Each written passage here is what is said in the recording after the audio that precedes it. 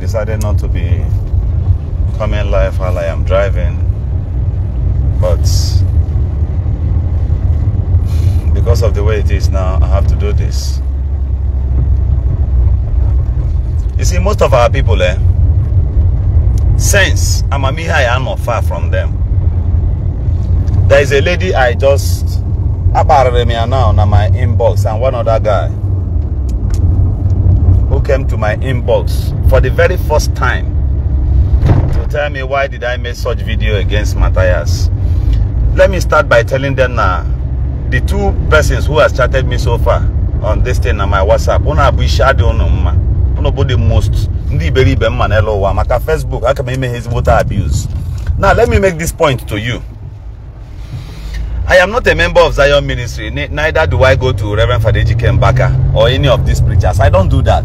I am an individual and I am on my own. Okay?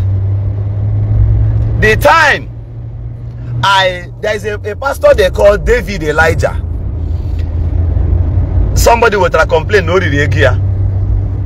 I matched this man, he paid that money.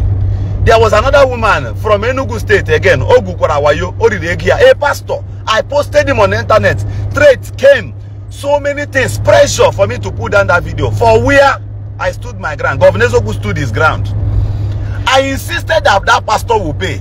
There is another woman, Wayo Visa, a pastor. I posted, if you go and check, I later blanked her face on the second video I posted.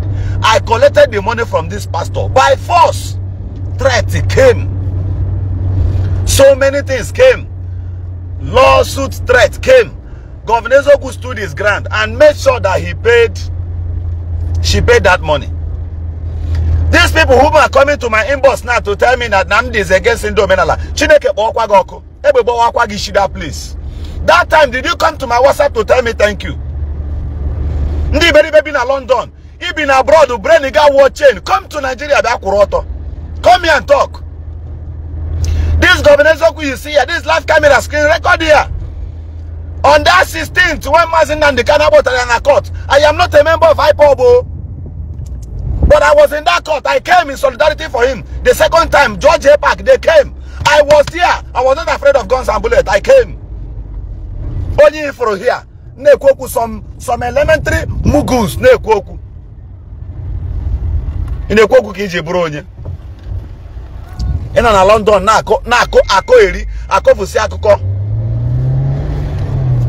am not in support namely Mathias arrest, but let me tell you one thing. Take your time and observe. On camera and haga about churches oko. Churches are your relations nagania. In Equary, you left the government. It was Senator Koloba. In a bullshit. Manabaraka Aboroni Boko Nakaya.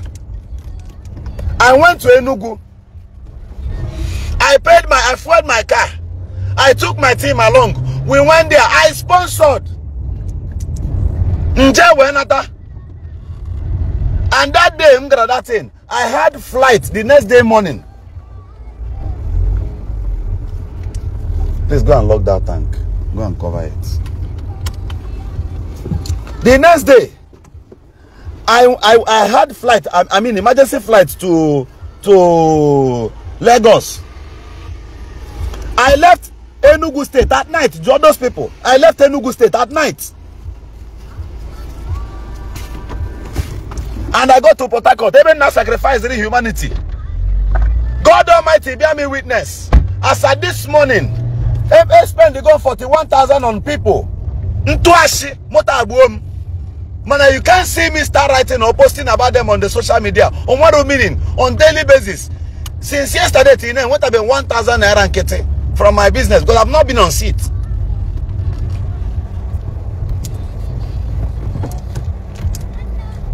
Okay? You see? I did.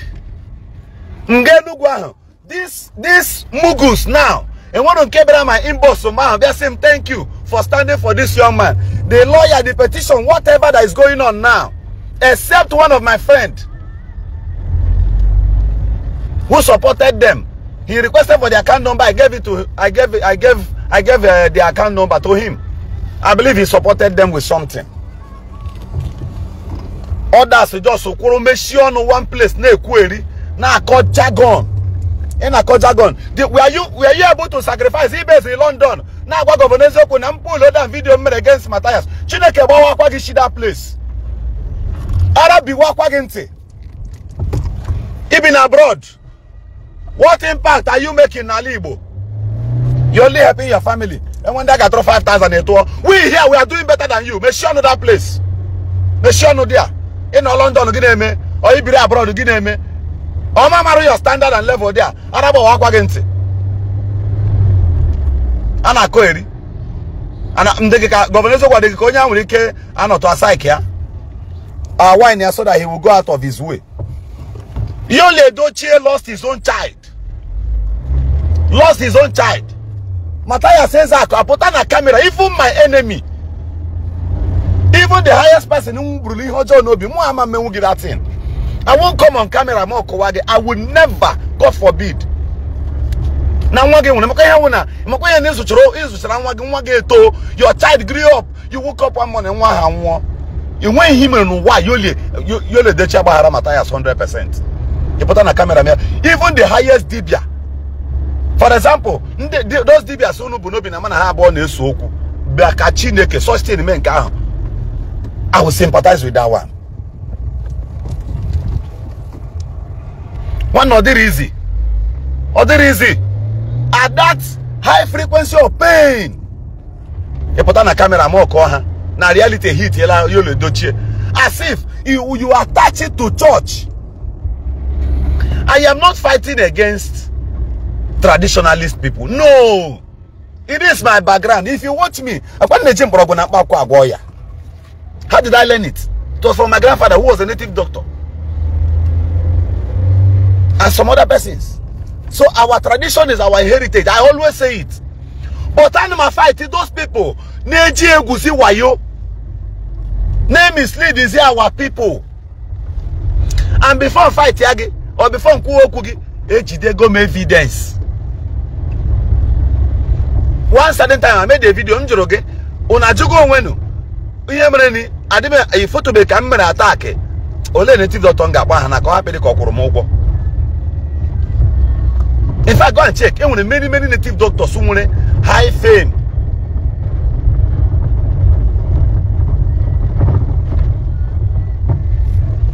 Okay? I don't talk about them. You call in your block okay? Alligator or sorry alligator Oba Chineke Bawa. Come on for this page. Come on Zuzu Sheba po. Ndega man dara. I forget being on in atezi bafo. Ekuke. Arabawa kwa genti. You tell you some makana I post a video against Mathias. Leave! Awesome. You don't need to comment about that you are leaving this page.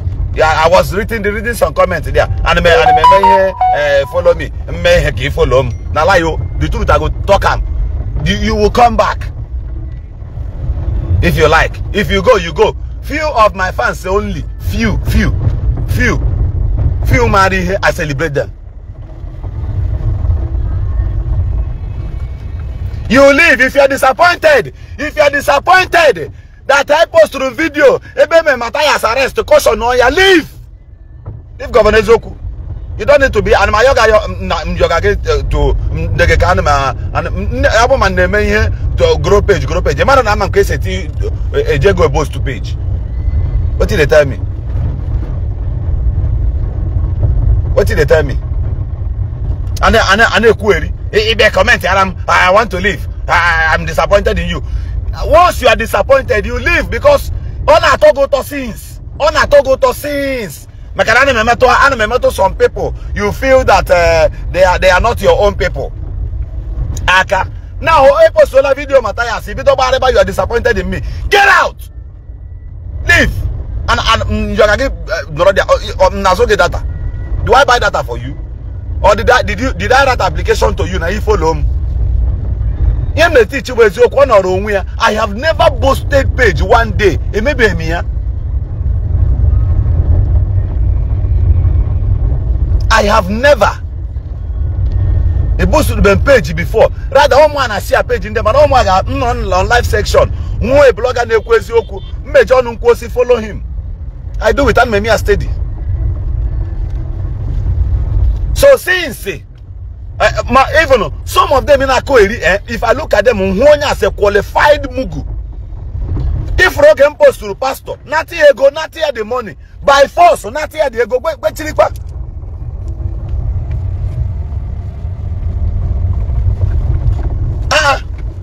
If you video Mathias Ezeaku Ejiofor Christians burn their house, makagene kwanu kiji bronye. Mana nde nwere nzu mmadụ na their shrine ekwubesi gbuo ha. That one you won't say anything. You won't even talk. Abaka mmadụ ọkụ dibia omenala ahụ. You did not say anything. Listen, let me tell you this. Now let me just tell you this that you may know. Our government owe us a lot of responsibility. Those people now abroad on the query, their government made a conducive environment for them, not religion.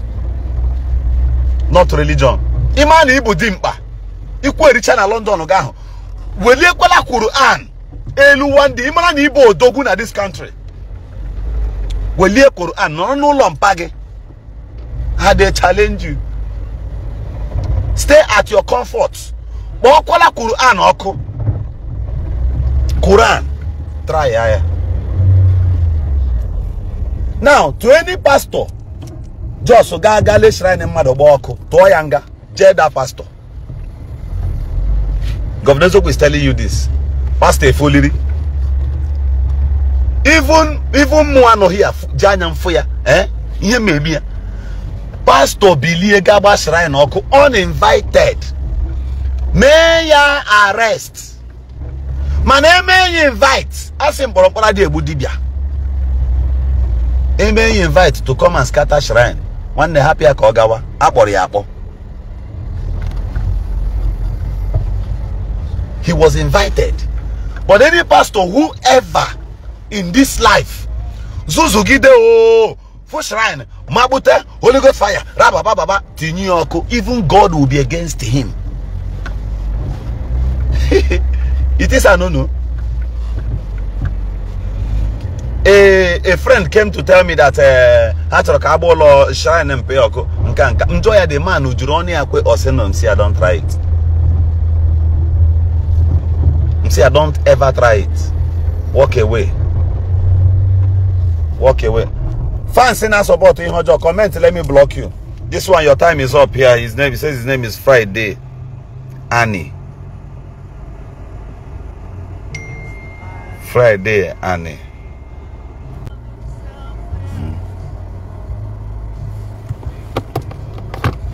So many of them comments can block Oge. Arabachekwa hunting dara. The pastor, the guy abagwam na kobo pastor kaga scatter shrine empire. I sounded a very big warning to him. See, I go and tell your father. Obo may convince him page. Your father food they need. He scatter that thing. Fine. If he does not see the need, walk away. Stay clear. Because in get cause to division by your family. Then allow your father.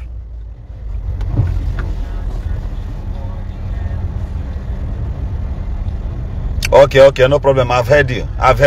Somebody say that I should stop blocking them. Kahanye had reply. I like that. Respond to them. Many of them are Guru Jichahandara.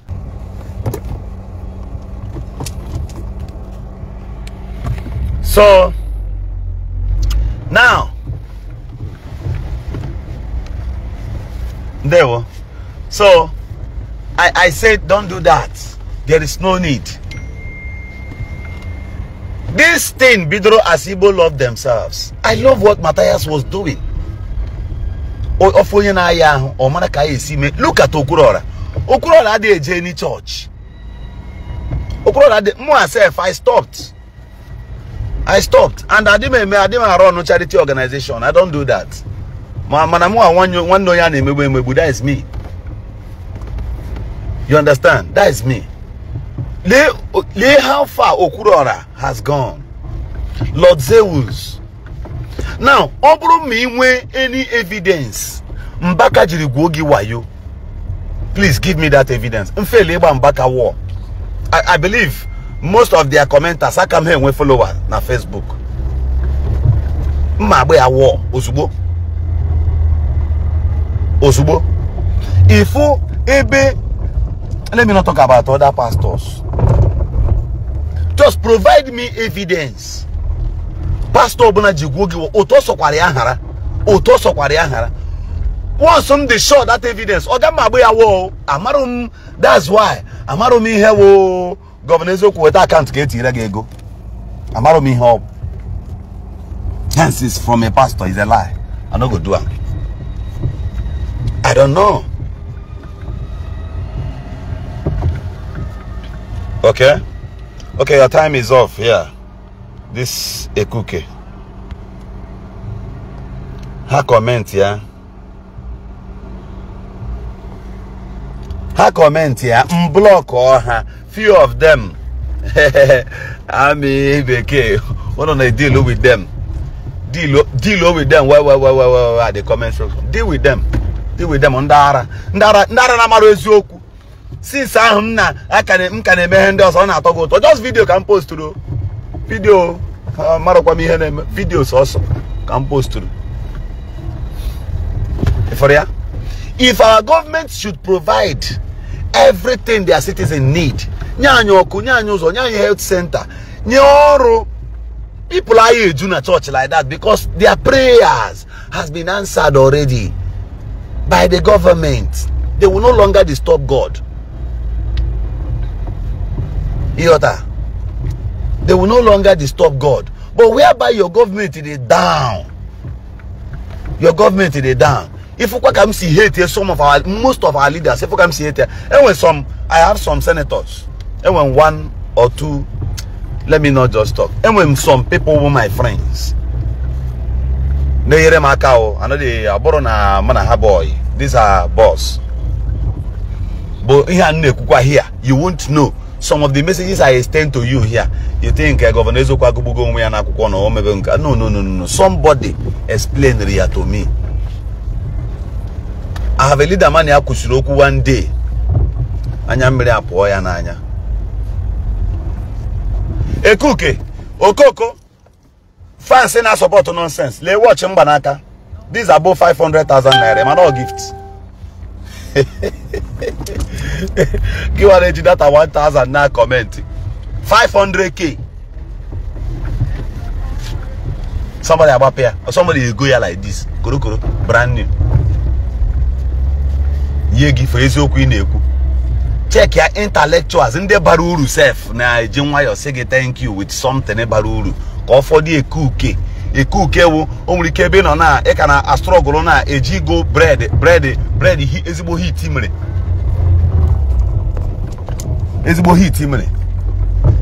Stick to what is right. Yesterday, day before yesterday, go and watch my teachings there. I made you to understand that your destiny helper has not come because on attack for somewhere. That was my topic.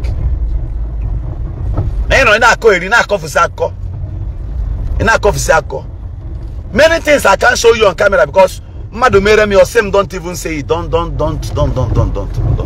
But go and acquire. In acquire. Nah, bagare. 4 days ago, somebody was complaining or something. Nanya that they give such money or complaining. Way ya this thing. The woman true. Na video call oti white earring. So Augustine na dia really because obro packaging. The woman am those kind of things. Now on a bampe. The woman abom na video for that thing. For ya. For na dia really. The woman complained. Nle anyarizi near this thing. I no get that money at that point. Ngolite phone or somebody say abiko igano zika aba nwanya nkete. The same way I do on my WhatsApp group. Nobody woman send the other person say abiko bokole na video call. Nature idea say boy ya either that day or the next day ya. Or say no ga boy ya na mgbede. Or boy ya na mgbede. Nsi am observe. Boy ya suddenly. Mo observe. Kiche kiama otipu go aqua white hotel and that white earring and white necklace. You go see no can abampe. She's still mourning. See sir, if we are in the same clothes, give man at this woman the real. Despite no go through market on a camera, 300,000 naira could junior because of me. 300. So mburo yi believe me wura account nke mu send there around the account ma bia na camera ba pose enye go monya 300,000 naira. That is not giving. A man of eye service. A man of eye service ojo eye service business and a megari na esusu ari ekweri nde maro to na ego nyem na nyem mado. Therefore ma bia already she na the money bia live way big bia kowa nonsense. My brother, anyone when they give me, I go tell you say they dash me this one. They dash me. See, a fan, somebody, a big person in this country from the camera. All the time I was saying na Governor Ezeaku, I don't like your wristwatch. He said no. And he got me one like this 500k, three at the same time. I had to give my team. I give them one. Will it? Despite the value, will it? Oh God, no be me buy and a person give me. And I do pose. Yesterday, I got a gift of iPad. iPad that was almost that iPad is above 300 pounds. It's above 300 pounds. That's about 300 and something thousand naira. Get it to 400. It was a gift. I posted it. Despite the person said don't post, don't mention my name anywhere, but at least I'm post to go to the gift. So that if you not come tomorrow, Governor Ezeaku na Alabishi go on amen. I tell you the gospel truth. Extend it, so Uju, I'm very sorry for mentioning name. Namuku Enya 300,000 konye the woman few days ago. Or same car account to Attire, I'm see Attire the woman. See anyega account. The woman any account to Attire 300. One year now your 170,000 go ure ko golo. Oh when 130,000 again after coach golo.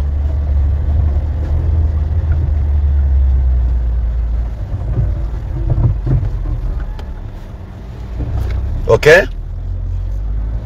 Just one phone call. Many more that I can't even say. Many more. Outside the country. God Almighty bear me witness. Imewuru nka. Imewuru this one.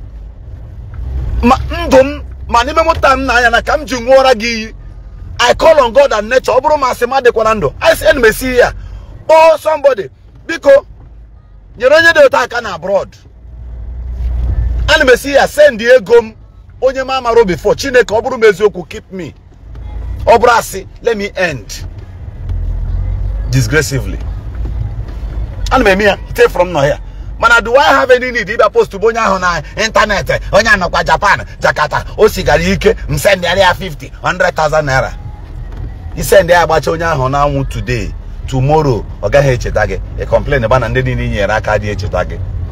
A cookie. Most of those monies from Nenye. My own day and Abukari highest 25% or 30%. So people, mandenga man, don't exhaust the strength of your backup. Exhaust on foolish people. Don't do. You got to be very, very careful. Very. I don't run no charity organization, but God knows how He does His things. In a query, one cook because you know in on a UK or when on a London or when on a Germany in anywhere in a query a cook mugu chere can pack off my can go singing car show with the size Apple channel noise in the modern internet and I kofusi yeah I remember too.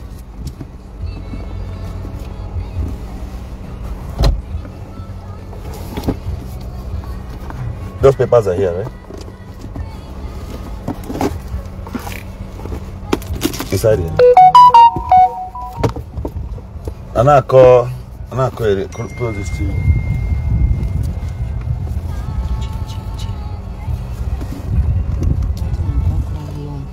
And I call for see.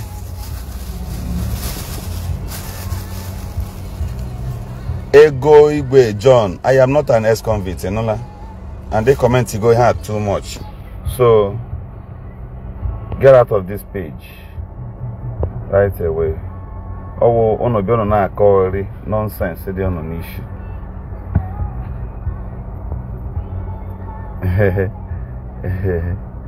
They have recruited themselves. Show face, you can block Ogi, show face. Can block Ogi, show face, more of them. More of them.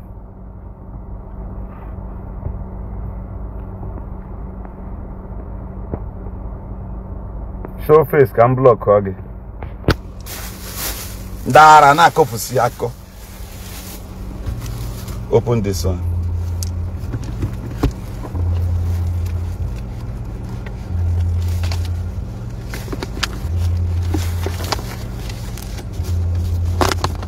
Cow original custom paper.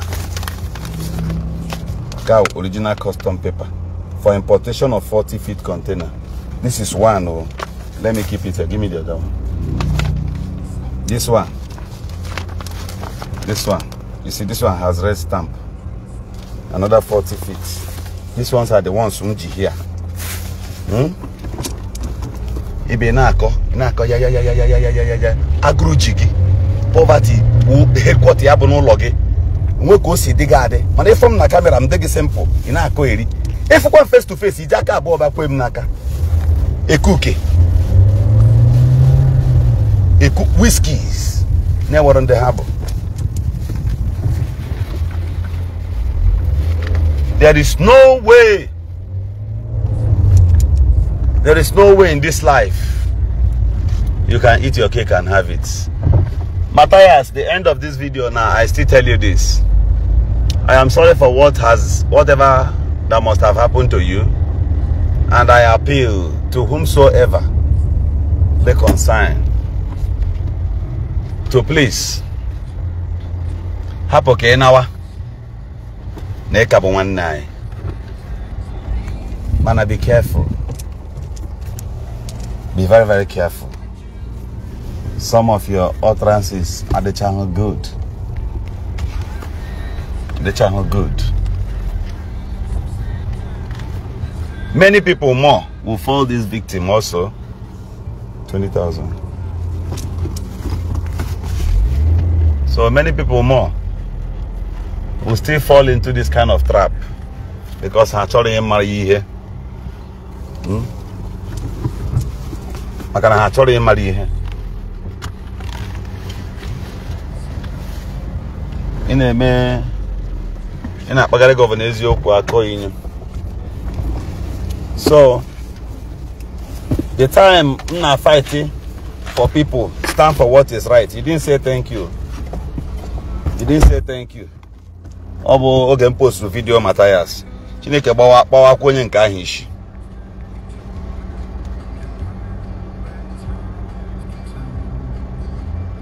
I know you said the case is bigger than governor.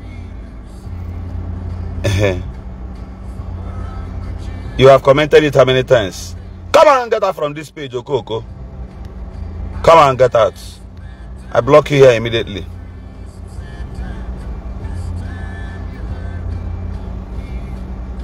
Another person. I'm waiting for their supporters. Another person. And I want, if you know anywhere any of them are, kindly show me their comments. Mention me there. Can block. Mblock Shichandara. Ndara Gruji.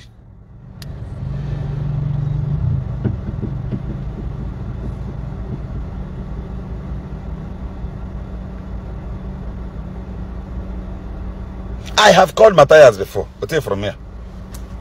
Give my Ken Kimere. He be abroad or he gonna abroad. Maybe these things are mega see here. Lay a little of this side, a little of this side. Uno get from many of them now. One on na WhatsApp now. They send a voice note na WhatsApp that Mathias will come out in 24 hours. Ino kwa na abroad utetu. Okay. Okay, my brother, you asked why Mathias stopped mentioning Jeremiah Motofuni or even Suleiman. Suleiman can wa. If you don't, Otaka is a do for people. Did you know that there was a video I made one day like that? The video stayed for some hours at my main page, Mr. Governor Ezeaku. A prominent person called me and asked me to go and put down that video and talk with him. I put down the video immediately. Osim ne error not there. Ne error. This is error. This is error. Go and remove it. I did. Before they made that video against Attire. You understand? So anyway, there are everything in life when a process. You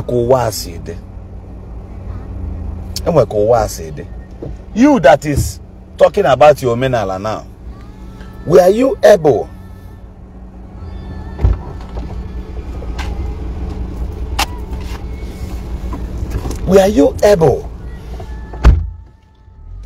to stand against what did you say? I will ask you people this question with some time. It is coming, oh. Now me they tell you. Something if anything what I can point I will prove you wrong. I will prove you wrong. For me, mana those behind this kind of things, as I'm still doing my findings, I will call them. Them suspected. I will call them, say, Mathias, leave him, let him go. Let him go. Sometimes, go to the law court and sit down. Hear cases. Visit the prisons.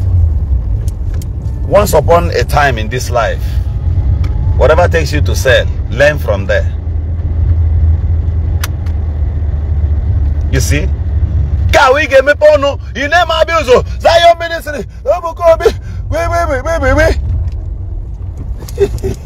Even if they are illegal, can you stand it?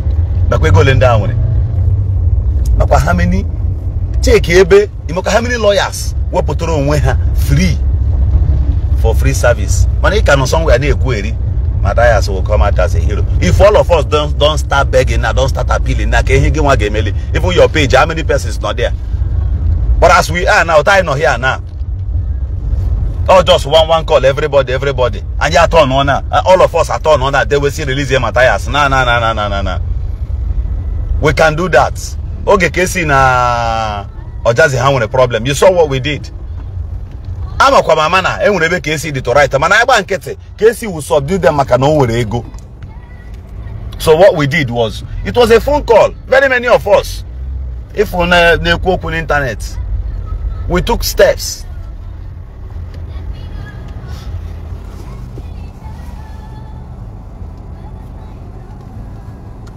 We took steps to control that thing. Okay? Question in case. We took steps. Make us, everybody, oh yeah. Let the way we will make our videos, let the way we will post. If you try us, try now. On a comment section, abuse the web. And what he me wuru?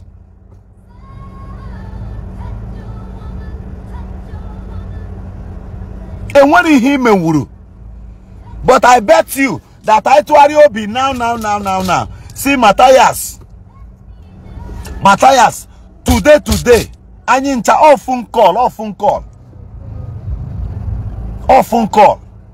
Everybody video post to win say release them Mathias and now. I'm telling you, we know how we can do that.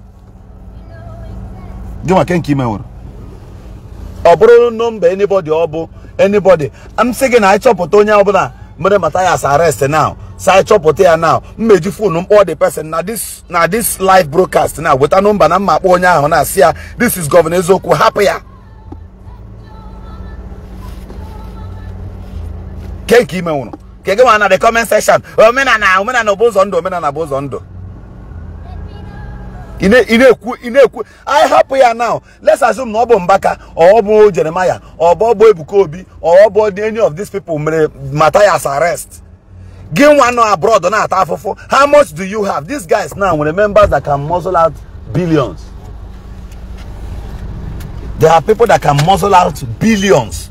There are people that can call us right away. Oh, you want an idea? He got Mathias Ezeaku where now struggle just like me. He push you by a problem now say 25 hours. Time is sure no that place. Make sure no there. Oh, over ginger no now.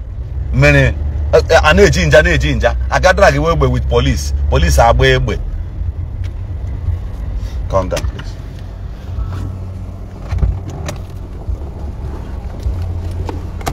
You see, an engaging aga. Now somebody mbo to go somebody. What of Obromonia Iri again in this life?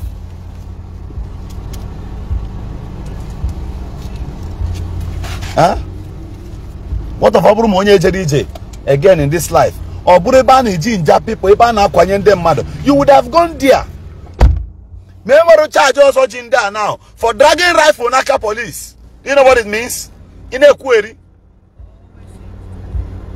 Anybody like police like Rigo, I'm telling you the gospel, and there are many ways to kill a rat. Emaro. If foreign police, I will be very, very glad. Number one, each of cannot run in safe hands. So because a guy hit you call police today, police now this is our country now. Okay? Police na this country, a guy hit Japan, and when somebody to go somewhere now, in here that one the rock made the gaba before you deal, gaba wish. Oh, you what idea? So if foreign police confirm on all police, or something. The essence of putting cameras no longer okay. This son then Abiane. Opukwara police, I come out. Sorogi, Gawa, and have my peace. I will never tell anybody to drag with you, even if my own village in Kibarima arrest. Confirm on all police. I will insist. See, let's get to my to the nearby police division around. Can the show no establish there? No. Or one person or from any police station there. Once we confirm, I follow you. If you go to sell Abro Wala,